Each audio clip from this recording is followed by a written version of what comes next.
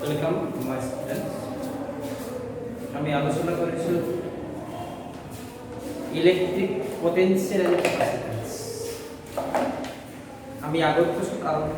আলোচনা করেছিল capacitance of a parallel plate capacitor, আর আমি আলোচনা করেছিল energy stored in a capacitor. আদি আমি আলোচনা করি energy losses due to combination of two capacitors in parallel and sharing of charges into capacitor. অর্থাৎ আমি প্রথমে আলোচনা করি এনার্জি লস। কি মানে এনার্জি লস হবে when we connect two capacitor in parallel or if we connect to conductor, then what will be the loss of energy? কিমান energy loss হবে, বা will the energy will same or it will lost, and what will be the amount of energy loss? কিমান energy loss হবে তার আমি এটা mathematical expression উলিয়াম। এই গোটেইখিনি কথা ভালকে বুজি পাবৰ বাবে আমি গোটেই কথাখিনি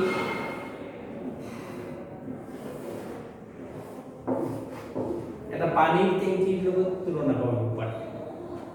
যে পানীৰ টেংকিটোৰ ক্ৰছ সেকশনাল এৰিয়াটো কেপাসিটেন্সৰ লগত তুলনা কৰিব পাৰি,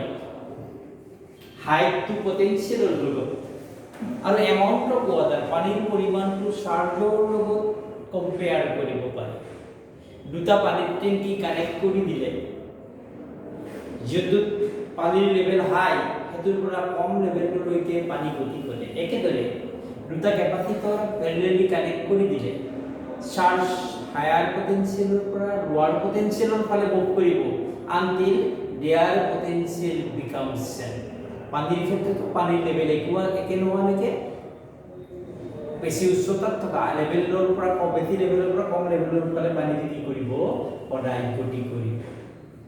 গতিকে আমি আলোচনা কৰিব খুজিছো যে দুটা ক্যাপাসিটৰ দুটা যদি আমি প্যাৰালালি কানেক্ট কৰি দিওঁ তেতিয়া কিমান এনাৰ্জি লস হ'ব। Expression for energy loss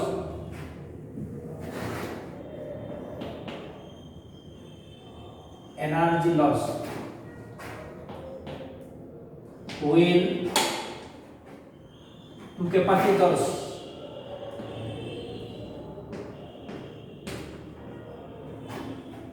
connected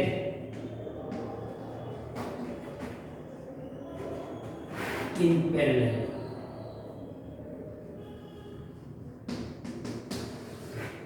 Ito ko man taste.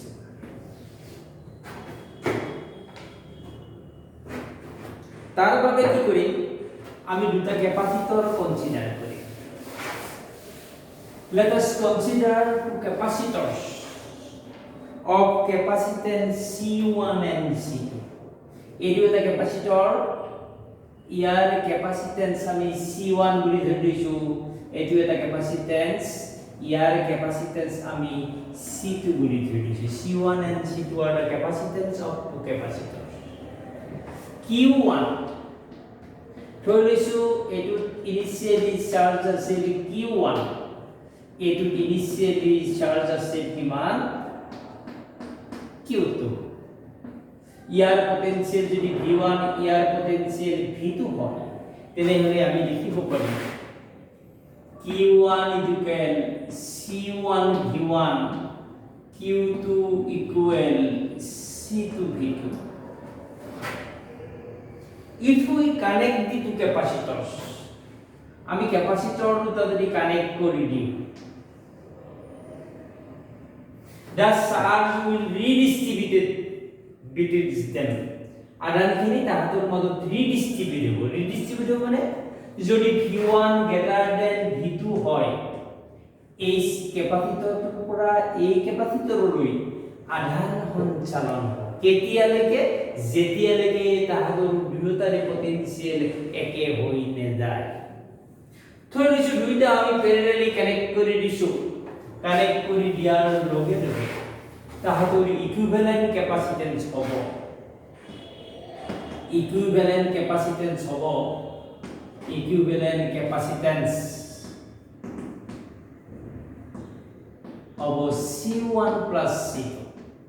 অর্থাৎ ইকুইভ্যালেন্ট ক্যাপাসিটেন্স মানে দুইটাৰে ক্যাপাসিটি, দুইটাৰ মিলি ক্যাপাসিটি কিমান হ'ল C1 প্লাস C2। দুইটা মিলি টোটাল চার্জ কিমান আগতে যিমান আছিল সিমানখিনি হ'ব। এটা আছিল Q1 আনটো আছিল Q2, গতিকে টোটাল চার্জ কিমান থাকিব Q1 প্লাস Q2 থাকিব। ইকুইভ্যালেন্ট ক্যাপাসিটেন্স হ'ল C1 প্লাস C2। এর কমন পটেনশিয়াল কিমান হ'ব, কমন পটেনশিয়াল V ইকুয়াল হ'ব, আমি সূত্র বসু C equal Q by V, এটি V equal Q by C, Q divided by C। here Q means C1 V1, C2 V2, C means C1 plus C2। Q means Q1 plus Q2, Q1 মানে C1 here, Q2 মানে C2 ভিতর, আর এই দুটো গুণ করলে আমি V পাবো C1 V1 plus C2 V2 divided by C1 plus C2 divided by C1 plus C2। এটা হলো কমন পটেনশিয়াল। অর্থাৎ V1 টো যদি V2 কে ডাঙৰ, V1 এৰ পটেনশিয়াল কমিল, V2 এৰ পটেনশিয়াল বাঢ়িল, আৰু এটা সময়ত দুইটাৰ পটেনশিয়াল কি হ'ল ইকুৱেল। অৰ্থাৎ আমি দেখিলো যদি V1 ডাঙৰ হয় V2 কে, C1 ক্যাপাসিটৰৰ ক্যাপাসিটেন্সৰ পৰা C2 ক্যাপাসিটৰৰ ক্যাপাসিটেন্সলৈ charge transfer. So what will be the charge transfer in this process? কিমান চাৰ্জ ট্ৰান্সফাৰ হ'ব, ট্ৰান্সফাৰ হোৱা চাৰ্জৰ পৰিমাণ সেইটো নিৰ্ণয় কৰিব লাগিলে আমি এনেকৈ কৰিম। After connection the charge of the capacitor C1, যে কানেকশ্যনৰ পিছত ইয়াত কিমান চাৰ্জ জমা হ'ব হেৰি যদি মই কম Q1 ড্যাশ বুলি, Q1 ড্যাশ ইকুৱেল হ'ব C1 into V, because after connection the potential of the capacitor of capacitance C1 decrease। সংযোগ কৰি দিয়াৰ পিছত ইয়াৰ পটেনশিয়াল ডিক্ৰিজ হৈ গৈছে, গতিকে জমা হোৱা আধানৰ পৰিমাণ কমি যাব, কমি গৈ কিমান হ'ব C1 into V। গতিকে চাৰ্জ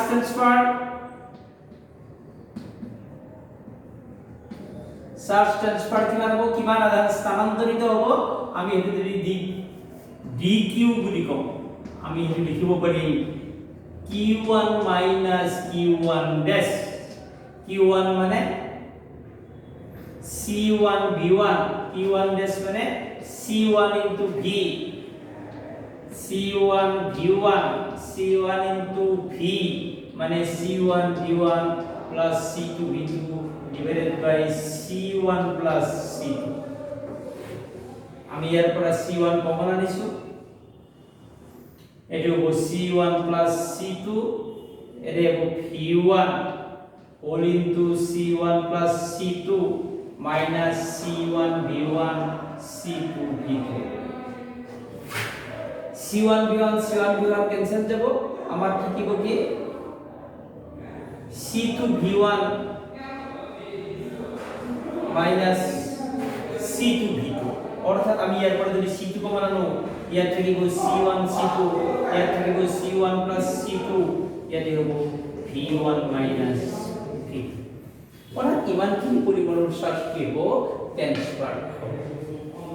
আমি জানিব বিচাৰিছো এই গোটেই প্ৰক্ৰিয়াটো, in this process what will be the energy sense of energy, আগতে কিমান এনার্জি আছিল এতিয়া কিমান এনার্জি থাকে। গতিকে আমি চেঞ্জ অফ এনার্জি বৰ্তমান লস বুলি নকওঁ, আমি প্ৰমাণ কৰিব গৈছো লস বুলি, গতিকে আগতে লস বুলি নকওঁ, কিমান চেঞ্জ হ'ল আমি সেইটো দিলো। গতিকে আগতে এনার্জি আছিল, আমি চেঞ্জ অফ এনার্জি যদি du বুলি বুঝো, আগতে এনার্জি আছিল E1 plus U2 আর বর্তমান এনার্জি আমি U বুলি বুঝো। আগতে এনার্জি আছিল E1 plus U2 মানে যে C1 ক্যাপাসিটৰৰ ক্যাপাসিটেন্সৰ এনার্জি আছিল E1, অর্থাৎ E1 মানে হ'ব half of C1 V1 square U2 কেপাসিটৰৰ কেপাসিটি এনাৰ্জি আছিল half of C2 V2 square দুইটা কম্বাইন কৰি দিয়াৰ পিছত দুইটাক আমি এটা কেপাসিটৰ বুলি ভাবিম এটা কেপাসিটৰ বুলি ভাবিলে এই নতুন কেপাসিটৰটোৰ কেপাসিটেন্স হ'ল C কমন পটেনশিয়াল হ'ল V গতিকে after connection new energy stored in the combination of the capacitors is half of series অর্থাৎ সংযোগ কৰি দিয়াৰ পিছত এনার্জি জমা হ'ব ইমান আগতে আছিল ইমানখিনি এনার্জি কি হ'ল চেঞ্জ হ'ল এখানে যদি আমি সিম্পলিফাই কৰো হাফ টু সবতে আছে C1 V1 square plus C2 V2 square minus C মানে C1 plus C2 V মানে C1 V1 plus C2 V2 whole square C1 plus C2 whole square এর এটা C1 plus C2 ক্যান্সেল যাব গই বলি আমি যদি সিম্পলিফাই করব আমি রেজাল্ট পাবো half of C1 into C2 divided by C1 plus C2 V1 minus V2 whole square যে এটু কেতিয়াও নেগেটিভ হ'ব নোৱাৰে এটু সদায় পজিটিভ হ'ব so this will be a positive quantity hence energy is lost and loss of energy equal half of C1 C2 divided by C1 plus C2 V1 minus V2 whole square তোমালোকে ইয়াতে কৰিব পৰা যে energy কি করব when two capacitors are connected when and due to connection charge transfer from one conductor to another conductor in the transferring process energy can be lost as heat energy or as radiation so in that process in the process of transfer the energy may lost and that loss will be the loss of the energy when they are connected অর্থাৎ দুটা capacitor এই ধরনের সংযোগ করিলে আমি দেখি যেটা হাতে এনার্জি কি হয় loss and loss of energy you can half of C1 C2 divided by C1 plus C2 V1 minus V2 whole square ইয়াত যদি V1 আৰু V2 সমান হয় তেতিয়ালে চাৰ্জ ট্ৰান্সফাৰ নহলে এনাৰ্জি লস হয় অৰ্থাৎ এনাৰ্জি লসৰ মূল কাৰণ ডিউ টু চাৰ্জ ট্ৰান্সফাৰ ইয়াৰ পিছতে আমি আলোচনা কৰিম effect of dielectrics on capacitance যে ক্যাপাসিটৰ এটাৰ ক্যাপাসিটেন্সৰ পৰিৱৰ্তন কেনে হ'ব যদি ক্যাপাসিটৰৰ প্লেটৰ মাজত আমি ডাইইলেক্ট্ৰিক্স ইউজ কৰো আমি come headings to effect of dielectrics effect of dielectrics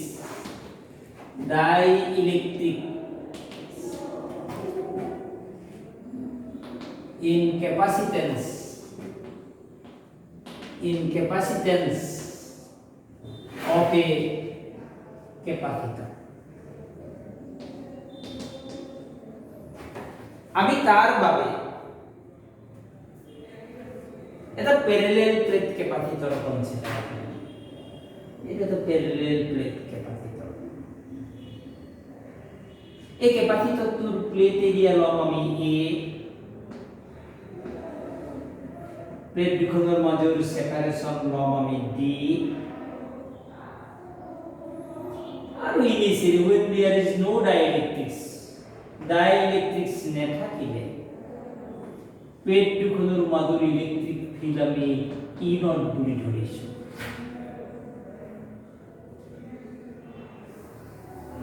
আমি যদি এই ক্যাপাসিটৰৰ প্লেট দুখনৰ মাজত একে area A area R P থিকনেসৰ যদি আমি এটা ডাইইলেক্ট্ৰিক ইমাজিন কৰো ডাইইলেক্ট্ৰিক কনস্ট্যান্ট k হয় তেতিয়াহলে আমি কম ডাইইলেক্ট্ৰিক্সৰ ভিতৰত ইলেক্ট্ৰিক ফিল্ড ডিক্ৰিজ হ'ব আৰু ডাইইলেক্ট্ৰিক্সৰ ভিতৰৰ ইলেক্ট্ৰিক ফিল্ড যদি E হয় E দুকে আমি আগতে কৰিব পাইছো E naught divided by k যে ডাইইলেক্ট্ৰিক্স নাথাকতে প্লেট দুখনৰ মাজৰ সকলো অংশতে ইলেক্ট্ৰিক ফিল্ড নট আছিল ডাইইলেক্ট্ৰিক্স ইন্ট্ৰোডিউস কৰাৰ লগে লগে ফ্ৰী স্পেচত ইলেক্ট্ৰিক ফিল্ড ইনতে আছে কিন্তু ডাইইলেক্ট্ৰিক্স থকা অঞ্চলত ইলেক্ট্ৰিক ফিল্ড ডিক্ৰিজ হ'ব তাৰ বাবে প্লেট দুখনৰ মাজৰ পটেনশিয়াল ডিক্ৰিজ হ'ব আৰু কেপাসিটেন্স ইনক্ৰিজ হ'ব কিমান পটেনশিয়াল ডিক্ৰিজ হ'ল কিমান কেপাসিটেন্স ইনক্ৰিজ হ'ল আমি হেতু এতিয়া ক্যালকুলেট কৰিম গতিকে আমি প্যাৰালাল প্লেট ক্যাপাসিটৰ লৈছো তাৰ প্লেট এৰিয়া a লৈছো separation between the plates d লৈছো লগতে initially electric field between the plates আমি ই নট বুলি কৈছো যে আমি ইয়াৰে এখন প্লেটত যদি পজিটিভ চার্জ জমা হয় আমি কম এখন প্লেটত সদায় কি হ'ব নেগেটিভ চার্জ জমা হ'ব আমি ইয়াত জমা হওয়া চার্জের এমাউন্ট যদি কিউ লো surface charge density sigma equal পাম আমি Q by A surface charge density sigma equal আমি পাম কি কিউ বাই এ গতিকে যে আমি এতিয়া কি কৰিব লাগিব যে ইনিশিয়েলি এই প্লেট দুখনৰ মাজৰ পটেনশিয়াল ডিফাৰেন্সটো কিমান আছিল পাইছো এতিয়া পটেনশিয়াল ডিফাৰেন্স কিমান হ'ব সেই কথাটো আমি উল্লেখ কৰিম গতিকে আমি ধৰি লৈছো যে কিউ চার্জ আছে surface charge density sigma then the electric field inside the dielectrics E equal কিমান হ'ব ই নট বাই কে এখানে জায়গা ইলেক্ট্রিক ফিল্ড ই এখানে জায়গা ফ্রি স্পেসত ইলেক্ট্রিক ফিল্ড ই নট অর্থাৎ ফ্রি স্পেস কিমান অংক থাকিব ফ্রি স্পেস থাকিব d - t আৰু ডাইইলেক্ট্ৰিক্স থাকিব t স্পেসত গতিকে আমি এবাৰ যদি প্লেট দুখনৰ মাজৰ পটেনশিয়াল ডিফাৰেন্স ডিফাইন কৰিব খোজো আগতে আমি potential difference V equal simply E not into D বুলি কৈছে গতিকেখিনি লেখা ডি থিকনেস যদি ইলেক্ট্রিক ফিল্ড ই হয় V equal E not into D unit positive charge এটা আনতে কৰা ওয়াৰ্ক ডান আমি ইলেক্ট্ৰিক ফিল্ড আৰু ডিসটেন্সৰ প্ৰডাক্ট এক্সপ্ৰেস কৰো গতিকে ইলেক্ট্ৰিক ফিল্ড যদি ই নট হয় ডিসটেন্স যদি ডি আৰু potential difference V equal simply E not into D কিন্তু এইবাৰ আমি দেখা পাইছো গোটেইখিনি অঞ্চলত ইলেক্ট্রিক ফিল্ড একে নহয় electric field E not d - t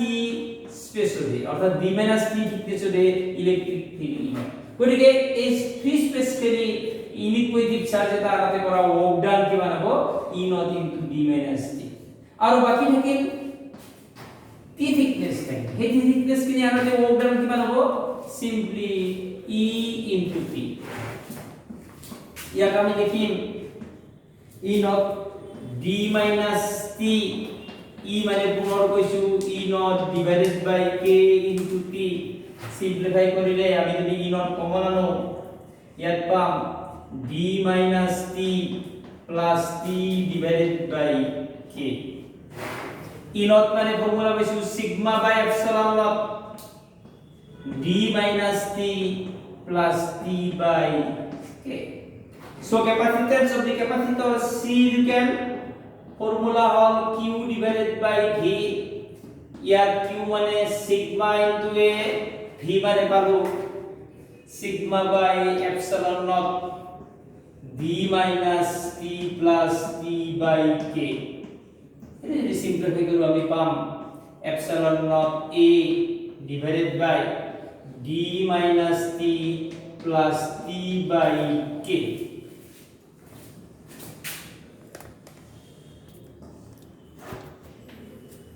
Kuri capacitor eta capacitance পালো আমি epsilon naught A d minus t plus t by k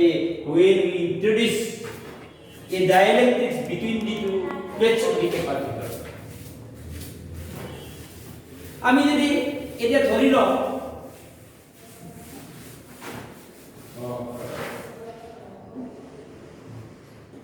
যে dt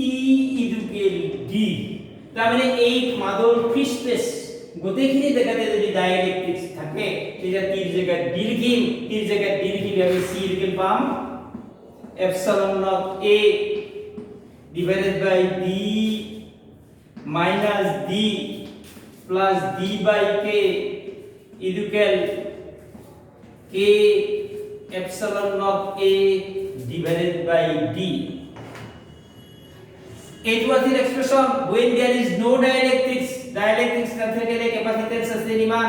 প্লেট দুখনৰ মাজৰ গোটেইখিনি অংক ডাইলেক্ট্ৰিক্সে পুৰাই দিলে কেপাসিটেন্স কি হ'ব k টাইমছ ইনক্ৰিজ হ'ব আমি লিখিলো যে প্যারালাল প্লেট ক্যাপাসিটর তার capacitance without dielectric epsilon naught a by d আমি ডাইলেক্ট্রিক্স ইন্ট্রোডিউস করার লগে লগে তার ক্যাপাসিটেন্স কি পাম k epsilon naught a by d it means the capacitance increased by k times due to introducing a dielectrics between the capacitance plates of the capacitors আর এই এক্সপ্রেশনটো আমি পাম অর্থাৎ আমি লিখিলো যে সমান্তরাল পাত ধারক এটার পাঠ্যক্ৰমৰ মাত্ৰ খালি থাকে k ডাইলেক্ট্ৰিক কনস্ট্যান্টৰ ডাইলেক্ট্ৰিক্সে পুৰা কৰি দিলে তাৰ ধাৰকত্ব k গুণ বৃদ্ধি হ'ব আজি আমি ইমানতে সামৰিছো নেক্সট ক্লাছত আমি বাকিখিনি আলোচনা কৰিম